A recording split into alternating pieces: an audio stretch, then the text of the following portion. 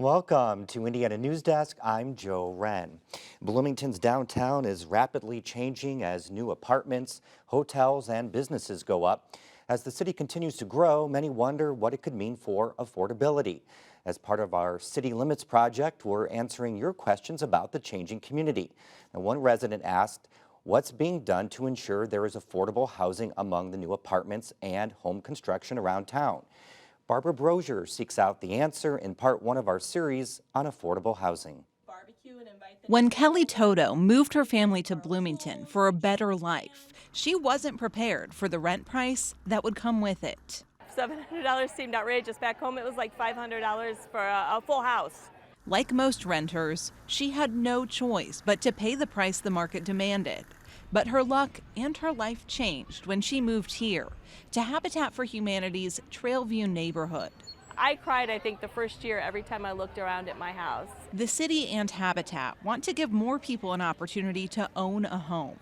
So they announced a new partnership this week. They're working together with private donors to build another new neighborhood southwest of town for up to 50 families.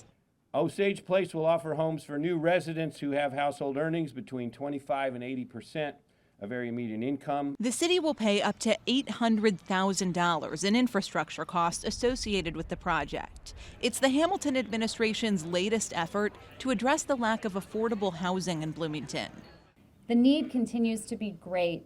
We have nearly 20 families currently in our program, and they deserve a decent place to live today. And that need is only expected to increase. The city's 2018 comprehensive plan predicts the population will surpass 100,000 people over the next 20 years, which means Bloomington will need more than 12,000 additional housing units. I think it's a critical issue. We have a housing crisis in this community. Deborah Meyerson is executive director of South Central Indiana Housing Opportunities. The nonprofit focuses on expanding housing options for low and moderate income households in 6 counties. She says housing affordability is particularly challenging in Monroe County.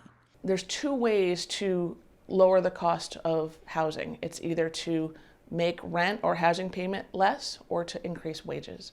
And so to manage housing costs, you need to do either of those. And the city and Monroe County has both considerations. They have high housing costs and low wages. A 2018 report from the National Low-Income Housing Coalition says Bloomington has the most expensive housing in the state, and someone would have to work more than 2 full-time jobs at minimum wage to afford a 2-bedroom, fair market rate apartment. Meyerson says that's one of the reasons her organization is partnering with the city on Switchyard Apartments. It's a terrific location. It's on a bus line. It's near the Beeline Trail.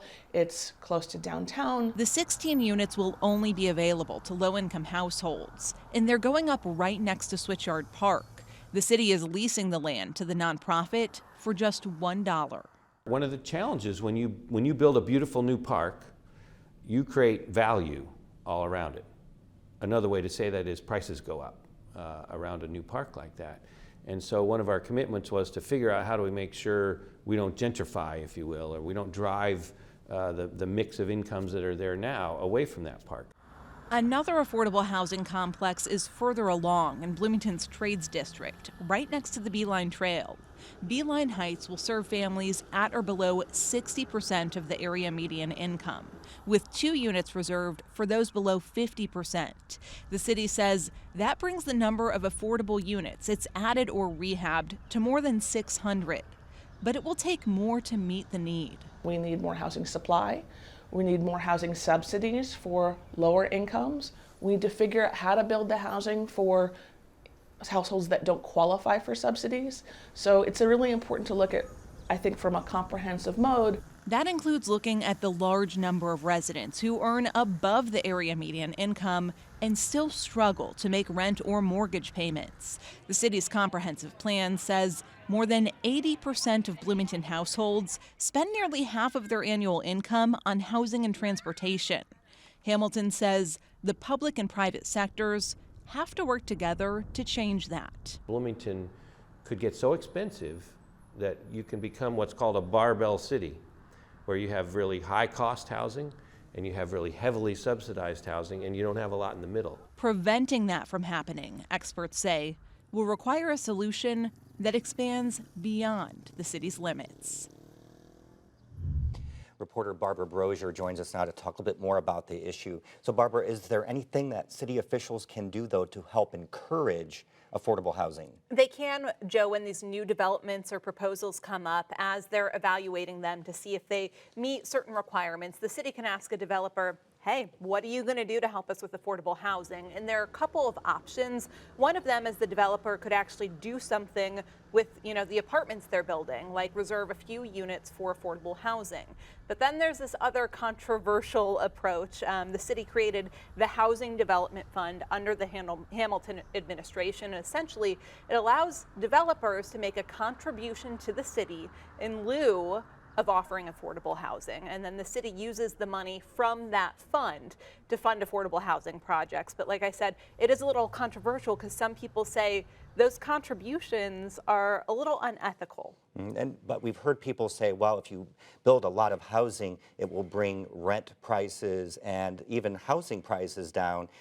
Is that happening? Can that be measured? What we're seeing so far is it isn't happening. And that is something that a lot of people, when I talked to them for this story, said we need to increase the housing stock. But we need to increase it by so much and so quickly that we're not seeing that effect. And another reason we're not seeing the average rent come down could perhaps be because a lot of the big new apartment complex are these luxury student apartments. And those are apartments that people are willing to pay quite a pretty penny for. So they're actually bringing the average rent price up instead of down. It's not affecting the landlord down the street who's already been there and making them want to lower their rent. So you kind of left us hanging at the end of that story, but there's more to come next week. So what are you going to look into then? Absolutely. So we talked a lot this week about affordable housing in terms of low-income families and their needs, how they're being addressed. There's this whole other segment of the population, though, in Bloomington of people who earn the average salary or even above the average salary, and they also cannot afford housing in this community. And so we're going to look at that, what's being done to address those middle income folks and what a solution looks like, because it is going to involve more than just Bloomington, experts say. Okay, Barbara, thank you very much. Looking forward to that. And we want to hear your questions about the changing face of Bloomington. You can join the conversation by going to WTIU.org/citylimits to ask your questions about the past, present, and future of the city of Bloomington.